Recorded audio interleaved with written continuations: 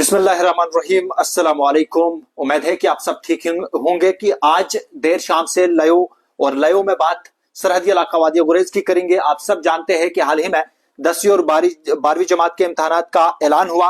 हर जगह पे बच्चों को मुबारकबाद दी गई और गुरेज के कई हायर सेकेंडरीज में अच्छा जो है रिजल्ट भी देखने को मिला। लेकिन आज उन हायर सेकेंडरीज की बात करेंगे जहां पर कहीं स्ट्रीम्स में 0% रिजल्ट आई है और फिर पास परसेंटेज जो पास होने वाले बच्चों की जो तादाद है वो भी बिल्कुल कम देखने को मिल रही है। क्या वजूहात रहे, सब पे बात होगी। हमारे साथ है जम्मू कश्मीर पीपल्स कॉन्फ्रेंस के कंस्टिट्यूएंसी इंचार्ज गुरेज मोहम्मद हमजा लोन साहब है। लोन साहब, आपका बहुत बहुत शुक्रिया वक्त देने के लिए। आपसे जानने की कोशिश करेंगे, हाल ही में 10वीं और 12वीं जमात के इम्तहानात का ऐलान हुआ, उसके बाद हमने देखा कि बहुत सारे हायर सेकेंडरीज में अच्छा रिजल्ट देखने को मिला, गुरेज के अंदर भी। लेकिन 84% जो है वो पास की दिखाई गई पूरे J&K में। लेकिन गुरेज की एक हायर सेकेंडरी यानी पुराना तलेल हायर सेकेंडरी की बात करते हैं, साइंस स्ट्रीम में 0% जो है रिजल्ट देखने को मिला। फिर उसके बाद 10th और 12th अगर दोनों की बात करें, उस हायर सेकेंडरी में पास होने वाले बच्चों की तादाद जो है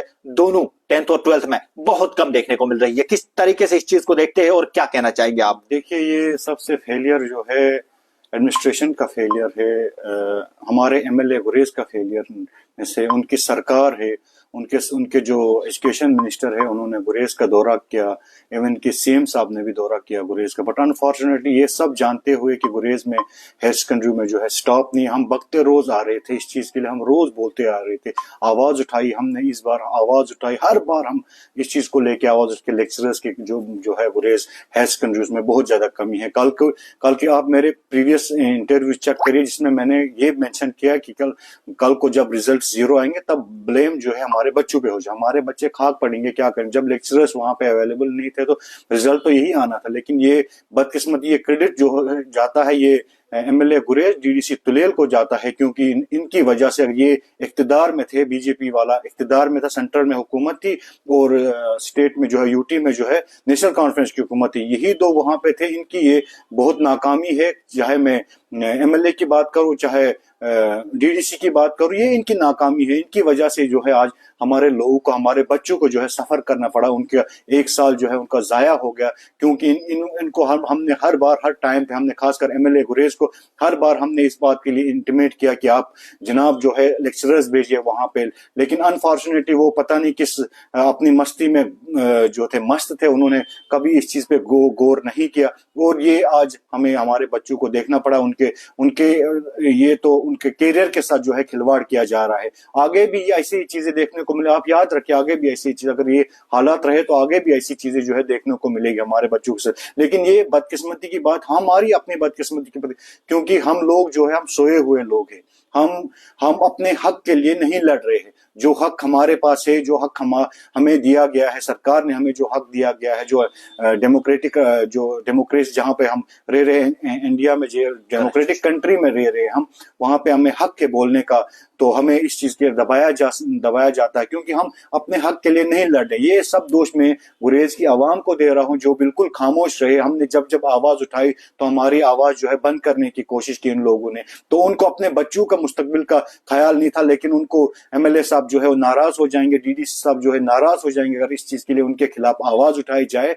तो वेरी अनफॉर्चुनेट, नेशनल कॉन्फ्रेंस सरकार ने हमेशा जो है बॉर्डर इलाकों के लोगों के साथ यही खिलवाड़ किया हुआ है और आगे भी ये खिलवाड़ करते रहेंगे। क्योंकि एमएलए साहब जो है उनका, अगर आज अब ये बोलेंगे कि हमारी हुकूमत, एमएलए साहब की अपनी हुकूमत है, उनकी अपनी मिनिस्टर साहिबा थी, वो तो एक के बदले 10 लेक्चरर्स को वहां पे भेज, चलो हम नहीं बोले उनको ट्रांसफर, एटलीस्ट उनको एकेडमिक के लिए वहां भेजिए। एटलीस्ट अगर वो लेक्चरर परमानेंट लेक्चरर्स उनके पास अवेलेबल नहीं थे, एटलीस्ट वो हायर कंट्रेक्चुअल्स करते। हमारे इतने सारे बच्चे जो है पोस्ट ग्रेजुएशन करके है, एमफिल करके है, नेट करके है, जेआरएफ करके हमारे बच्चे हैं जो जिन्होंने एमएससी एमएड किया हुआ है, तो उनको ही अगर वो मौका देते, चलो उनकी अगर सैलरी भी कम हो, 10,000 15,000 सैलरी पे अगर उनको बेचे, एक तो उनका रोजगार चलता और दूसरा जो है हमारे बच्चे आज इस चीज को नहीं देखते, उनको आज नाकाम नहीं होना पड़ता। हमजा साहब, होल अगर गुरेज वैली की बात करते हैं, गुरेज वैली के अंदर कहीं मीडिया रिपोर्ट्स भी चली खाली है। करीबन मास्टर्स लेक्चर्स के अगर पोस्ट की बात करें, करीबन 150 के आसपास वो पोस्ट वैकेंट है। उन्हें फिल क्यों नहीं किया जाता है? वहां पे क्यों नहीं लेक्चर्स या मास्टर्स भेजे जाते? क्या वजह है? देखिए, ये नाकामी जो है ये बदकिस्मती की बात है, और ये जो इनकम्पिटेंसी इसको कहते हैं कि हमारे एमएलए गुरेज की है, जो अगर रिप्रेजेंटेटिव है गुरेज के, उनको इस चीज को देखना चाहिए। हम हमेशा आवाज उठाई।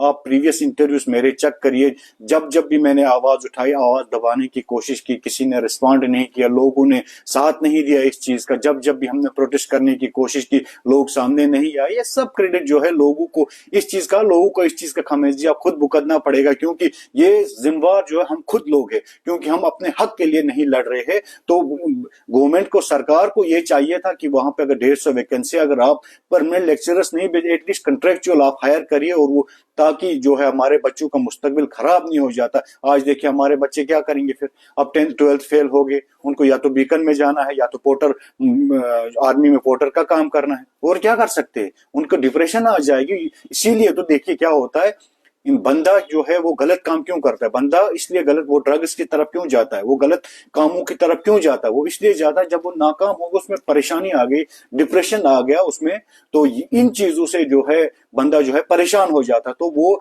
गलत काम, गलत चीजों को इख्तियार करने में, मतलब गलत चीजें वो अपने आप में अपनाता है, गलत चीजों को वो करने में उसको कोई कसर बाकी नहीं रखते, क्योंकि उसमें डिप्रेशन आ जाता है। क्या करेगा बच्चा, जब घर की डांट हो गई, उसको माँ बाप की डांट पड़ेगी, हमसायों की डांट पड़ेगी, दोस्तों की डांट पड़ेगी, रिश्तेदारों की डांट पड़ेगी, इस चीज से वो जो है डिप्रेशन में आके गलत कदम उठाने में मजबूर हो जाता है। ये सब जो है दोष हमारा अपना दोष है, हमारे रिप्रेजेंटेटिव का दोष है ये, क्योंकि वो टाइम पर वो नाकाम हो गए इस चीज को, वहां पे लेक्चरर्स को फिलअप करने में। तो मुझे लगता है ये क्रेडिट जो है वो हमारे एमएलए साहब को जाता है, और हमारे जो डीडीसी साहब थे, एटलीस्ट अगर डीडीसी साहब, आप अगर डीडीसी वहां पे थे, एटलीस्ट आपको इस चीज के लिए वहां पे जद्दोजहद करके हमारे हायर सेकेंडरीज में जो है लेक्चरर्स भेजने चाहते, क्योंकि हमें ये दिन आज देखने को नहीं मिलता। हमजा लोन साहब, गुरेज के बहुत सारे टीचर्स है या लेक्चर्स है जिन्हें अटैच किया गया है बांडीपोरा के मुख्तलिफ जोन्स में या वादी के मुख्तलिफ जोन्स में, किस असर व रसूख के बुनियाद पर ये अटैचमेंट्स की गई है? हालांकि अटैचमेंट्स को कैंसिल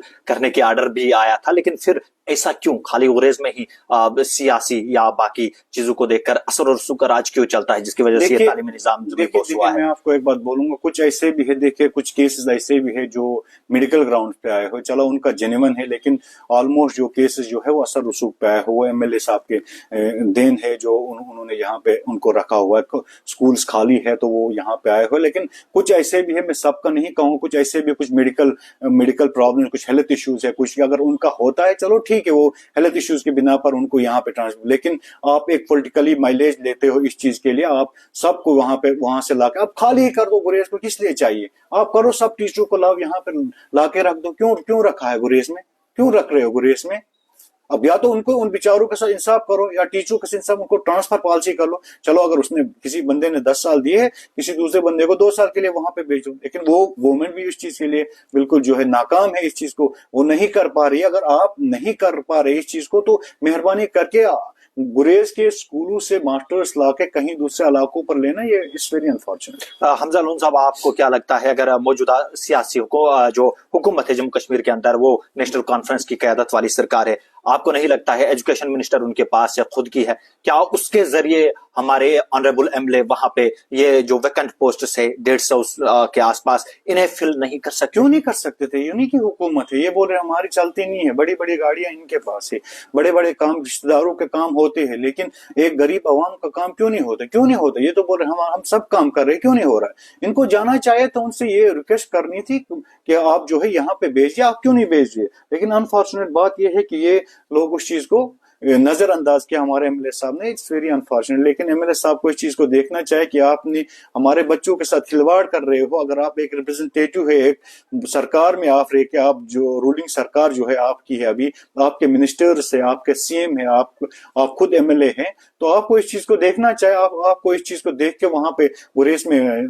जो वैकेंट पोस्ट है वो उनको फुलफिल करना चाहिए। चलिए हमजा साहब, आपका बहुत बहुत शुक्रिया, हमें अपना कीमती वक्त दिया। आपने, आपको बता दें कि हमारे साथ जो है हमजा लोन साहब थे जो कि जेकेपीसी के कंस्टिट्यूएंसी प्रेसिडेंट गुरेज से। आपको ये भी बता दूं मैं कि गुरेज हाल ही में 10वीं और 12वीं जमात के नताइज आए, गुरेज के कहीं हायर सेकेंडरीज में अच्छा रिजल्ट देखने को जरूर मिला, लेकिन पुराना तुलेल जो हायर सेकेंडरी इसने कहीं ना कहीं लोगों को निराश किया है। क्योंकि आपको मैं बता दूं कि 10वीं और 12वीं दोनों जमात में बच्चों की जो तादाद, पास होने की तादाद है वो बिल्कुल कम है और साइंस स्ट्रीम में बिल्कुल 0% है। क्या वजूहत है, मैं आपको ये भी बता दूं कि शायद अक्टूबर के महीने में मैंने एक रिपोर्ट की थी जिसमें मैंने बाकायदा तौर पर इस हायर सेकेंडरी का जिक्र किया था। आप वो रिपोर्ट निकाल के देख सकते हैं। मैंने उसे कहा था उस वक्त भी कि पीटीएल हायर सेकेंडरी के अंदर इस सेशन में कई लेक्चर्स नहीं थे और करीबन 14 लेक्चर्स के पोस्ट थे। उस वक्त मेरे पास जो तफसीलात पहुंची थी उसके मुताबिक वहां पे 2 ही पोस्ट 14 में से फिल थे और 12 वैकेंट थे। मैंने तभी कहा था कि जब रिजल्ट खराब आएगा तब बताया जाएगा कि नहीं यहाँ पे टीचर्स ने नहीं पढ़ाया। देखिए,